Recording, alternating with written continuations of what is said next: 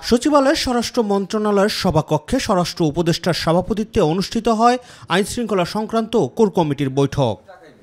বৈঠকে দেশের সার্বিক আইনশৃঙ্খলা পরিস্থিতি নিয়ে আলোচনা হয় বলে জানান স্বরাষ্ট্র উপদেষ্টা। আসন্ন জাতীয় সংসদ নির্বাচনের ব্যাপারে একটু আলোচনা হয়েছে, তারপরে চুরি, ছিনতাই, চাঁদাবাজি এগুলির ব্যাপারে আলোচনা হয়েছে, মাদক নিয়েও আলোচনা হয়েছে, রোহিঙ্গাদের ব্যাপারেও কিছু আলোচনা হয়েছে, আবার আমাদের যে হাতিয়ার কিছু লুট হয়ে গেছে ওইগুলির ব্যাপারেও আলোচনা হয়েছে।